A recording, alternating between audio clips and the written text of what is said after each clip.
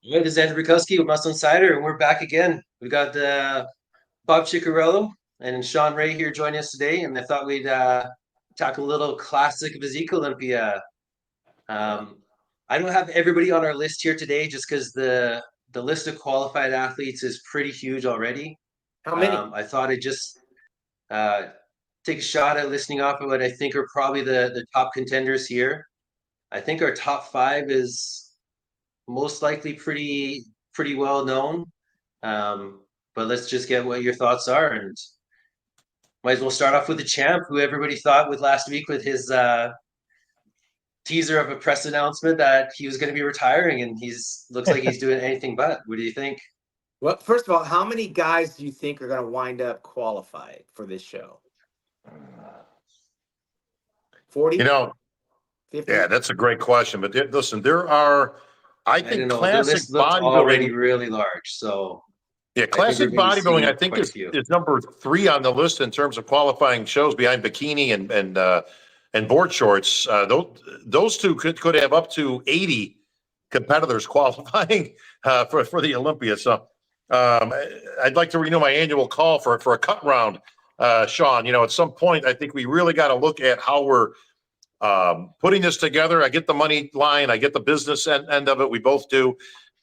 And I don't mind. I mean, Shawn, you've heard my rhetoric for years on qualifying everybody and their mother for the Olympia. However, getting there is one thing, but you have to have a couple of successive cut rounds like they do in tennis, golf, soccer, any other sport on this earth has cut rounds. And I think we got to start looking at that. I think as a whole, we were talking about the athletes rep stuff on an earlier segment, and this is where I would like to propose something to the pro league.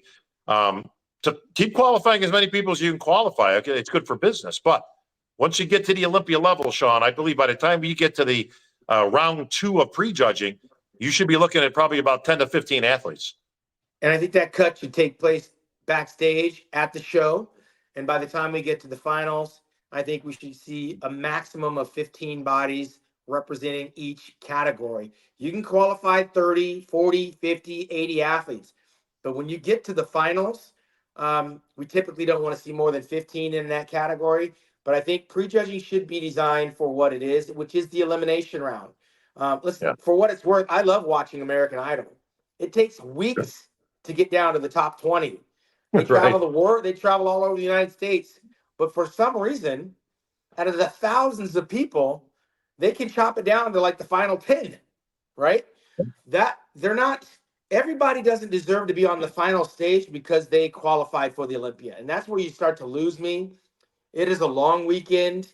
It's a lot of work. But yeah, as cold as it is, when you get to the Olympic Games, they have trials and they have heats and they cut it down to the finals. When we tune in for the finals for the actual medal round on an Olympic track, and you know how big that thing is, they don't have 15 people running down the track. They got 8. Yeah, There's They 8. have 8. But they've got thousands of athletes that are qualified for the trials and all that stuff. We need to take a page out of the elimination round. That should happen immediately there at prejudging. And it's pizza and beer for the athletes that just don't cut the mustard, because we are there to see the world's best. And in conclusion, Saturday night should not end anywhere near midnight simply because an athlete has flown halfway across the world and their family and their fans are there and they paid some money to be there. It's not a participation award when it comes to the Olympia and the finals. And prejudging is where you should get the dose of reality about how deep that pool is when you jump in it.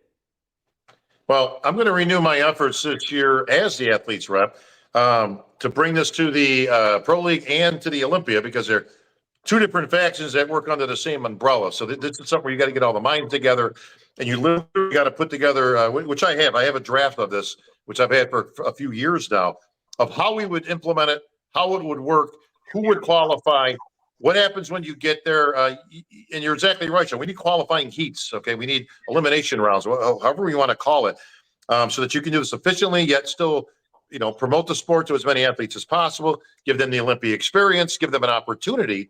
And listen, I mean, this is very costly for the Olympia to fly in hundreds and hundreds of athletes. And you don't want to say they don't deserve to be there. They do. But by the same token, like you said, there's 8 lanes on that track. There's 8 lanes in the swimming pool. Every other sport's been able to do this. I think we need to be able to do this, because the bottom line is you've got some great competitors up there. They also need their time on the stage. It takes away from all the athletes when we have so many of them that we've got to cut down the individual routines. Everybody's getting shorter and shorter time on stage. And quite frankly, that's not really fair to them either. You got to have I agree, and I think even if you look at some of the larger shows, like on an amateur level, if you look at North Americans, I believe what they do is they only allow, like, because you have hundreds of athletes stepping on that stage. But when it comes to your finals, I believe they only allow 15 competitors back on stage for the evening show, don't they? Well, interestingly, Andrew, we used to actually, Shawn remembered us in the old days, even though he had a very short amateur career, he did compete in the amateurs, and he knows this as well. Back then, it was actually tougher in terms of you got backstage and they immediately called out. Kenny Castle was back there, Shawn, right? Giving out the top 15 numbers, and the rest of you guys, pizza and beer. Yeah, and he would actually say that, which I always thought was comical, but and that was it, bro. You got 15 guys went on to do their individual routines, and then they got cut down into 8 and eventually 5 that would compete and do their finals at the final stage for the awards. Yeah, I think that's the only thing the Olympia weekend is missing, is that brutal cut. You probably need 2 cut rounds, but they have to happen. They're a necessary component of getting the cream of the crop on the final stage. And even the top 15 is being very generous. I would love it if we got to a place where we're coming back to the finals and we're seeing the top 10 finalists only, because the prejudging, as long and hard and as arduous as it is only dragged out by dragging people along that have absolutely no shot at cracking the top 15 when you got 40, 50, 80 athletes. The reality of it is look, you qualified to get here. You're going to get rewarded if you are a finalist. And by that, I mean, Bob, you were talking about the travel expenses. I am of the firm belief that you make the top 10, there's a certain amount of expense that you might get reimbursed because you traveled. Everyone else finds their way to Germany, Japan, Romania, wherever the hell they need to go. They find their way there to qualify. And then somehow the gift is that they get a free ticket to the Olympia. And I'm not for that. I think you should earn that reimbursement on the Olympia stage, and and don't take up the space and the time of our world's finest, because we want to present to the world that's watching at large our very best. And that's why you have prejudging, and prejudging is where those eliminations and those cuts need to take place, because there's a lot of athletes that are 50th, 40th, 30th. They know they can't win. They just happen to be there, but they want to watch the Olympia. Well, let them know early enough so that there's not this carrot of participation being part of the parade, and there's nothing waiting for them in the end. Let them know when you're eliminated, all right, go shower, take the makeup off, take the paint off, enjoy the Olympia experience, instead of dragging them back to the finals. It's like the sheep to the slaughter. They already know that they're defeated. And I've seen bodybuilders come on stage after prejudging for the finals, because they mandatorily have to come back, and they eat everything under the sun after prejudging and don't even bother putting on the color, because they're only going to hit one pose, and they're totally bloated and they look worse than they ever could look, because they know after prejudging. Well, at the end of the day, this is a professional sport. This ain't 4th grade t-ball. Okay, everybody gets a swing. It's a little kid type thing. It's the duck pond. It's a participation award. Now, this is professional sports. Okay, just like every other professional sport, you take the good with the bad, and if you don't make it, get better, and then you can make it next time. But I'm all for spreading the wealth. I'm all for giving people the Olympic experience. But this is something we absolutely have to look at, because you don't want to keep the growth of the sport back. So you don't want to eliminate shows. You don't want to eliminate people getting there. You want people there because they bring other people. They bring mom, dad, sis, and bro. They bring their fan base. They get to experience and taste the Olympia stage. That's great. But you also have to pare it down where we're not there until 5 in the morning. And also that everybody doesn't get gypped. Because like I say, what we're having to do now is we've got to cut down everybody's routine because we'd be there until next Tuesday. If you're allowing even a minute, just think about this, right? There's, again, there could be 80 competitors in bikini this year. That's not like a wild guess. Okay, I'm telling you, there could be 80 different winners up there that qualify for the Bikini Olympia. If they even just had a 1 minute routine, that's 80 minutes. 80 minutes, okay, an hour And 20 minutes straight of just individual presentations, which ultimately mean nothing in comparisons and judging.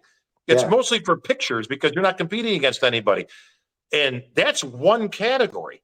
So you can see where this becomes a problem as we go on. When you've got 2, 3, 4 categories, they all don't have that many shows, but some of them aren't far off either, like men's physique and classic physique, which we're going to get to our top guys in just a second. But yeah, these are things that I think need to be brought to the table, and we need to look at as a collective to ensure that this sport can not only continue to grow and thrive, but also we do want to preserve the best of the best. This is the Olympia.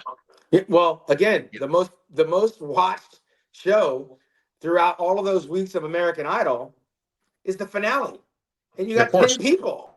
Yeah. My phone's still ringing. Did you get that? Well, and I mean, you got to think it takes away from the fan experience as well when you're going through 80 competitors in one category, like you said, and that's only looking at their individual walkouts, let alone comparisons. Oh yeah. So I agree. Like there's got to be some sort of cap. And let's face it, yes, we do tend to favor the athletes, of course. That's what we do. But by the same token, if you've ever judged anything or been involved, it's not even fair to the judges. I mean, to sit there and have to watch 80 competitors go by you before you even start comparing people, it's very difficult. It's easy to get lost in the shuffle when you got that many people on the stage at one time. And it's not even, listen, it's hard to judge hundreds and hundreds of athletes coming across the stage. I applaud the judges. It's not an easy job. Certainly nothing. You ain't duct taping me and Shawn to a seat to do it. That's why we do other things. But and again, let's face it. You want the best judging you can get because we are splitting hairs with the best bodybuilders in the world. So with that, let's transition. Let's talk about the best bodybuilders in the world and who those judges might be looking at in comparison. Oh yeah, I mean, right off the gate, you can't talk about anything with Classic Physique unless you're starting with your reigning 5-time champion, Chris Bumstead. Like I kind of led up to when we introduced this episode, I think he was trying to throw a bunch of people for a loop there when he was announcing his special announcement coming up on Monday, and right. led to a lot of people believing he was saying he was retiring. And I got to say, like, without feeding a line, I thought there was no way he was retiring. Just seeing the condition he's in, the shape he's in, the size he's added, there was no way he was stepping away, at least this year. And I think now with this new partial ownership with Gymshark, I think to keep the hype going for the brand, he's got to do at least this year and 2025. So I think we've got at least 2 more Olympias from Bumstead, if not more. Who knows? What do you guys think? I predict 1. I think this will be his swan song. I think the injuries are just waiting around the corner at any given time. He's already experienced several of those. Fatherhood, expanding his brand, his business. He's looking towards the future. And when you start to see those things come into synchronicity, that's typically when an athlete is finding his footing on the next chapter.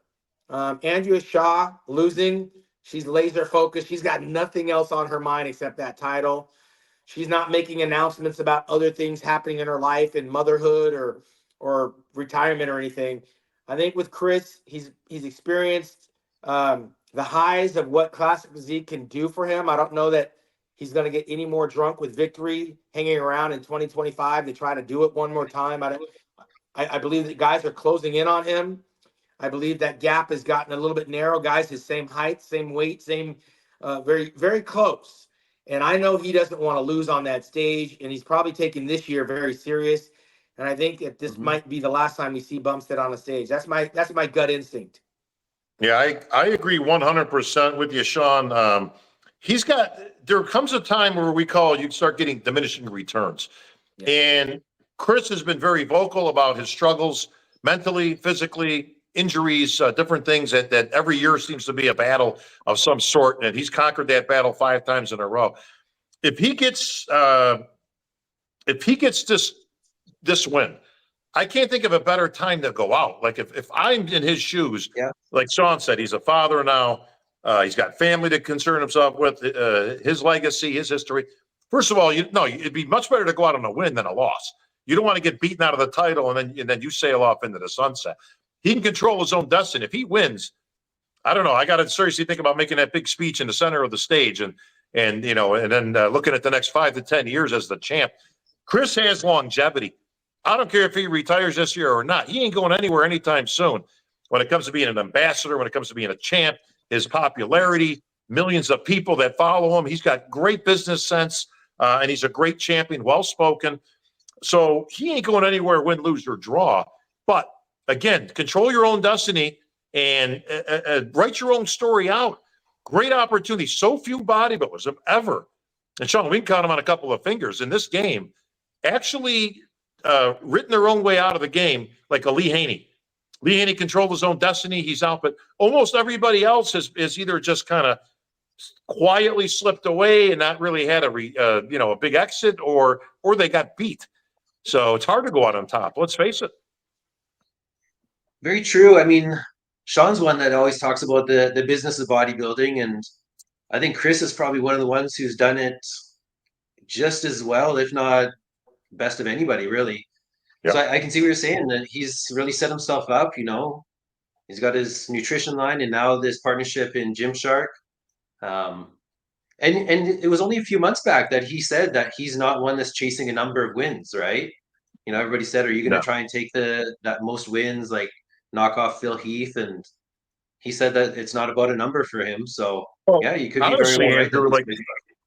Andrew, can this popularity get any bigger? Like, I think you've pretty much exhausted the fact that you're as big as you're going to get, bro. You've got 25 million people watching you, right? Subscribing to your stuff, buying your Gymshark clothes now and everything else. I don't think there's there's a point of diminishing returns with staying a little bit too long. Listen, win your title, get out of Dodge. Tell everybody how you're working, you're venturing into this other stuff now, and you've got this for sale and that for sale, and whatever it is that you're going to do, and go be the Olympia champ and all that stuff. But to me, that's got a lot more value in it for the future. But winning a 6th, 7th, or 8th title, I don't think makes him any more popular. He's as popular as he's going to get. Well, I said it when Classic Physique started. I said that's going to probably be the division of the future. It'll probably surpass the popularity of the actual Olympia in terms of participation numbers. More people can do Classic Physique. Fewer people can actually be up on that bodybuilding Olympia stage, and fewer athletes are willing to take the risks that it takes. And it's exactly come to what I said it would be. And it got popularized by Bumstead with his 5 wins. He told me early on he wanted 7. But of course, that was early in the career. And I kept challenging him to go in the open division because of his popularity and stand next to these behemoth bodybuilders and give us an alternative look, the way that Barry DeMay and Bob Paris were presenting back in the day, and make the judges decide which way they want bodybuilding to go and get that $400,000 check and go into history as a 2-time Olympia divisional champion and make your own history. He wasn't up for that challenge. He was really clear to say that it wasn't about the money, and I guess that's easy to say when you already have the money. But I was trying to convince him that the risk he takes defending the Classic Physique title is the same risk that he would take in an open division. He doesn't have to go in 10 pounds heavier. He doesn't have to compete against Hadi Chupin and Derek who don't stack up. They're totally opposite, like me and Dorian were. But he does present an alternative, and I think right now if you put everybody on the stage, the 212, the Olympians in the Olympia, and the Classic Physique, Bumstead still remains the most popular physique, and most people want to look like him. And I would be hard-pressed to think that he would lose to any of those other athletes if there were no divisions, and it's just a competition. I think Bumstead comes out on top. You don't have to rewrite the wheel, but he's not up for that type of challenge. But I do think with all the things happening, life, age, injury, family, business, this is it for Bumstead. And he's not out of the woods. He's an injury-prone athlete, And these last 4 weeks, 28 days, are the most dangerous for a bodybuilder and the more problematic to get injured. Dorian Yates popped his bicep 4 weeks out from the 94 Olympia. He's got to be mindful. And when you train thinking, I got to survive this prep, you're not training the way you did when you first went after that Olympia title. And so you may not look as good because you're training a little bit more cautiously, more guarded. And when you do that, he's got to consider these other guys chasing after him who are not injury. They're not thinking about business. They're not thinking about retirement. They're thinking about his ass. So he's not out of the woods. This is not, you can't just write this in. This Classic Physique has a lot of storylines to it.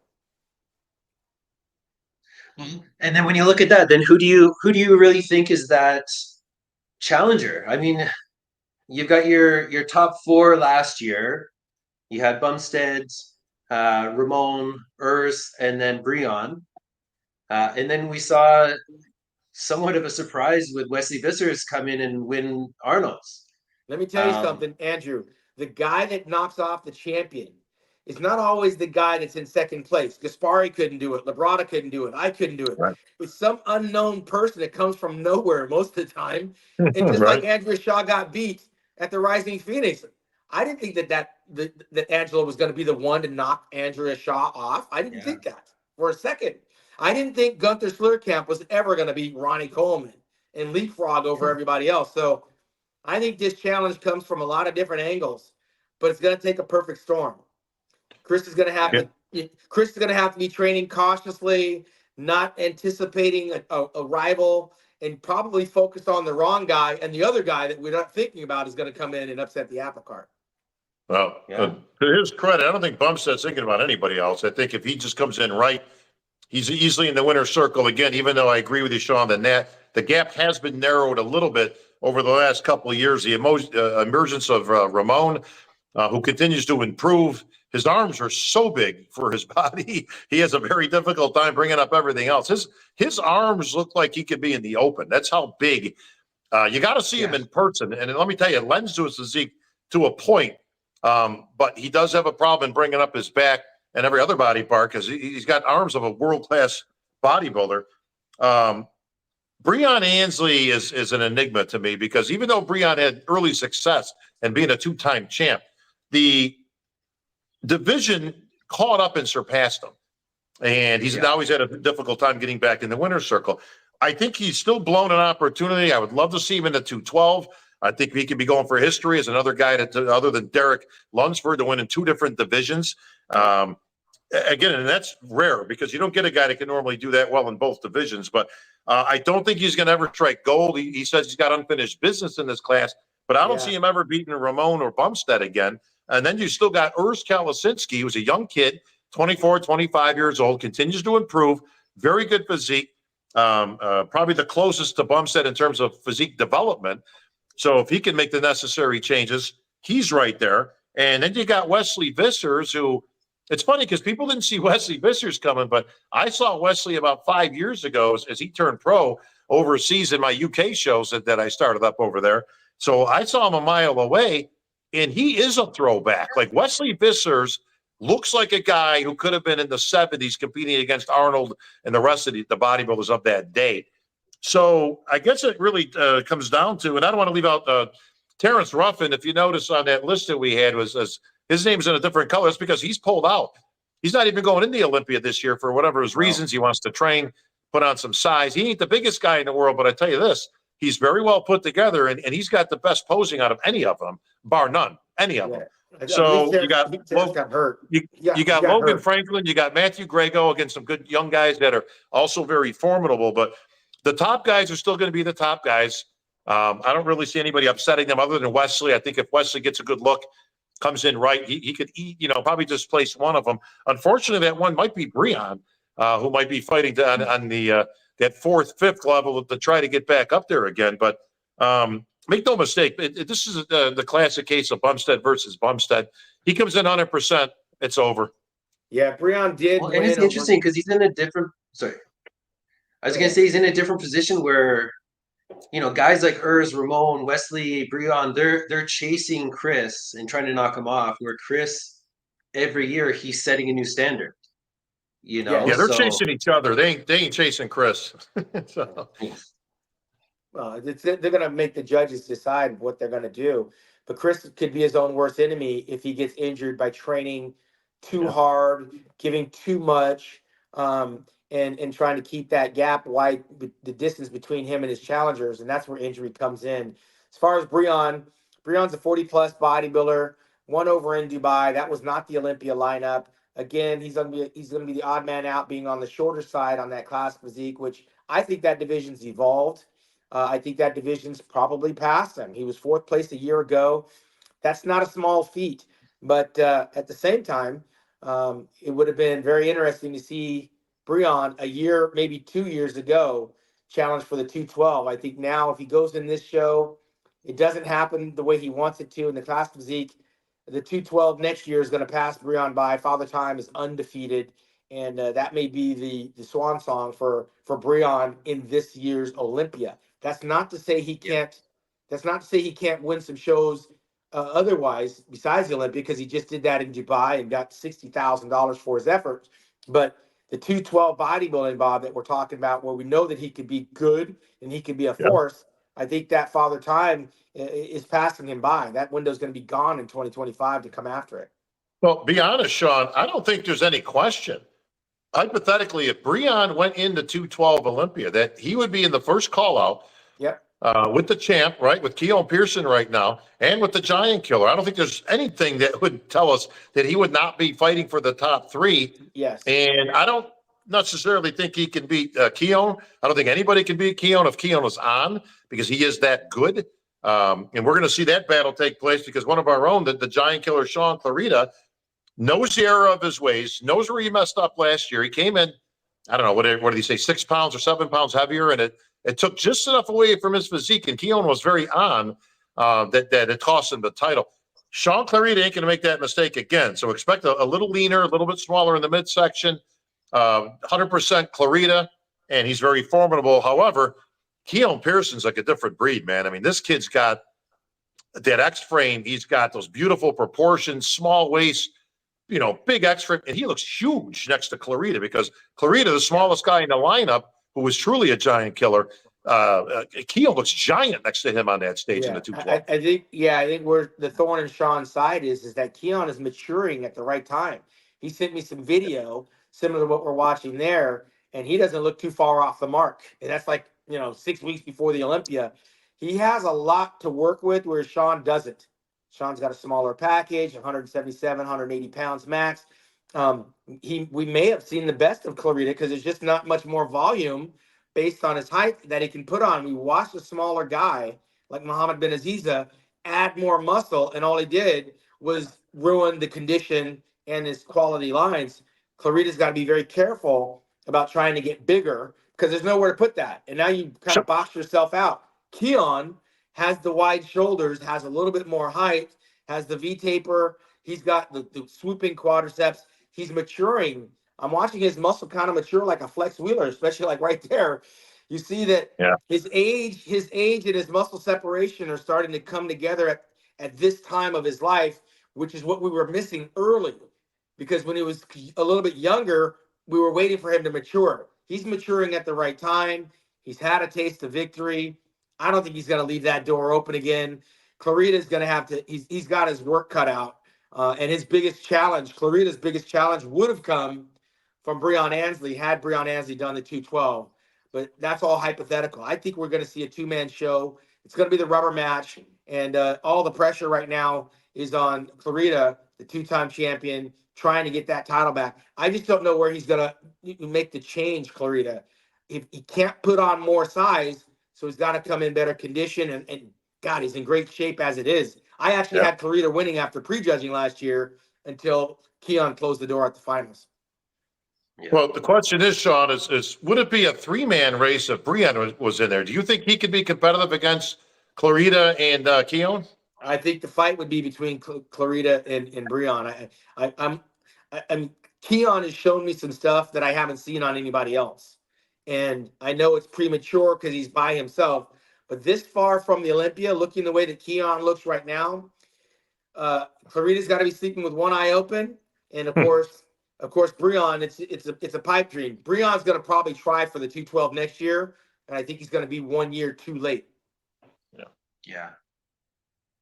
It'll be interesting. I mean, like you said, having that, like, and the difference in Keon is it really seems to come in his torso, which allows for more of that V taper to show through. Where Clarita being that shorter, stockier guy, that that shape doesn't display as well. I think I Clarita's think he's a Clarita, wedge. he's laser focused, but it's going to be a tough one. Listen, It's we like our analogies. Keon versus Sean Clarita is Andrea Shaw versus Angela Yo.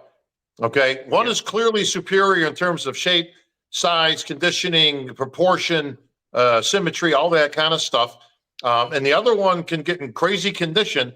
And yeah, as we've seen with both of these athletes, you can catch the champ sleeping, or you catch them off a little bit, you can get yourself in that winner's circle. So it's the same scenario. Sean Clarita is fantastic, but he does not have the proportions and that symmetry and that fantastic shape of Keon Pearson. So much like Shawn Ray is saying right now, he's going to have to be 100% dead on the money, back to specs from 2 years ago, where he was a little bit smaller in the midsection, a little bit leaner, had no loose skin on his back. And that's going to give Clarita his best opportunity of getting his title back. But you can see right in that picture right there that you guys are looking at, look at just the pure size difference between Keon Pearson and Clarita. And listen, you got Angel Calderon up there and a bunch of the others who are certainly no slouches. But Keon looks like a giant next to Clarita. Yeah, and here's the difference. I mean, Sean's been there. He's the veteran. He knows what he has to do. The problem is what can he do? He's in the position Angela Yao is. What can Clarita do? You only have so much to work with. Whereas with Keon can come in a little tighter. Keon can come in a little bit bigger. I mean, he has some things genetically that my experience tells me that Sean's got to bring the fight to him, not the other way around. Because now he also has a full year being the champion. And of course, Sean has his gym. He's got his kid. He's got his shoes. He's got his business. Keon has the title, and he's hungry to keep that title. So less distractions. It's more new. It's more fresh to Keon. Sean's got an uphill battle on this one. I'm cheering for Sean because he's my boy, but talent cannot be disputed. And right now, Keon's the most talented guy in the 212 division. And for those keeping score at home, to tell you what a difference it is, Keon Pearson in the 212 division is about 25 pounds heavier of muscle than Sean Clarita is. Wow. And it shows. But Sean is the third giant killer. Danny Padilla, myself, and him. He can chip away at that. But another second place for Sean is not a slap in the face as long as Keon's the winner. But the challenge is Sean. He's focused and he's hungry and he's utilizing his own gym. And he's got a lot at stake on this title. He's got to show, and he's lost before, right? He's won and he's lost and he's come back to win. He's been in this position before. That's the beauty of the 212 division. This is a division right here that we cannot just write into. Keon is not notorious for hitting his peak. He hit it a year ago. Can you do it again? So that's why this 212 category has so many different storylines that there is no guarantee. Even though Keon's the most talented, Sean has 2 of those titles for a reason. I don't know. I think it's going to be exciting. We've kind of covered it. It's Keon. He has the shape and the structure, but can he dial it in again this year just as well as he did when he knows he's got Sean hot in his trail, right? So I think time will tell what the storyline plays out and finishes at. This is one to watch for sure. But again, nothing's guaranteed in this division because Keon is not the master of peaking. And, Samir Banu is evidence of that. You only have to peak once to become a legend, right? Samir won the 1983 Olympia, and we never saw him look that way again in his entire career. And he actually hung around long enough for me to actually take him out. And he was one of the guys the reason I started bodybuilding in 1983. And he hung around long enough for me to wind up on the Olympia stage and beat him. Sean Clarita knows there's a small window here for him, and he's going to age out of this division. He's not going to want to keep chasing the dragon here, having a kid at home, having a successful gym business, having a shoe line, having these opportunities with Mutant. This is it for Clarita. Clarita's got to win this one, or he's just going to go home, or he's going to take his show into the open division, where not only has he won before, but he can actually win again. Don't count that out as a possibility. If Clarita loses, that he shows up in some open shows and slaps these guys all over the place. Well, gentlemen, we're about a month away from the greatest bodybuilding show on earth, Joe Weider's 60th Olympia, being celebrated this year. And once again, history will be made on the Olympia stage. For those that can't get there, pay-per-view information will be coming out soon. But we just came out with an announcement this week, as you guys might have saw, me and Dan Solomon putting our acting chops together and announcing that we have a viewing room that they have right in Vegas, right there at the resorts. So if you can't get a ticket, because they're already sold out when it comes to VIPs and such, especially for Saturday night, that you can actually get yourself there and catch this. It's you got drinks, you got food, you got the Olympia on big screens, and I'm sure they're going to have some celebrities in attendance as well. So I can't wait, man. I mean, listen, the best seat in the house, bro, is right there on stage. Shawn, you've been there with me, and you'll be right there as well with full coverage. And this is how many Olympias for you, Shawn? This will be my 36th consecutive, let me take that back. My 37th consecutive Olympia, if I counted correctly, from 1988 when I was a rookie on that stage. And that watch party is being held in the Zouk Theater, not to be confused with Troy Zucolato, my former training partner. Right. The Zouk, Z-O-U-K, I believe that's how you spell it, right there at the Hanging front at the Zouk of the Resort World. Yeah. Well, and the thing is, like you said, like, don't think because you can't go to the show that, you know, I shouldn't go down to catch the Olympia. I tell you, if you're going down, you're able to get into that watch room for watching the show. Don't discredit what happens at the expo as well. You know, like for me, I'm a huge fan of the sport of bodybuilding, but the Olympia Expo is incredible. You know, like you see all the brands that are relevant in today's market. You get to meet all kinds of celebrities, not just bodybuilding, but all over the fitness industry. So that expo is one to be seen, and you got to know.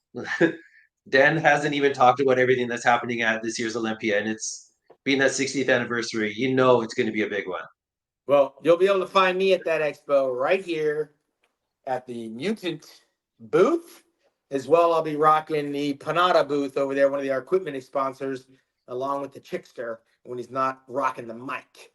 Yeah, I'd like to be able to get over to the Mutant booth. I mean, you got Jimmy over there, you got Dusty Hanshaw, Jamie the Giant, you got all kinds of celebs there representing the Mutant brand, and they always do a great job of that. So hopefully I'll get 5 seconds to myself because, like you mentioned earlier, Shawn, you got hundreds of athletes going across stage, so most of the time I'm stuck up there.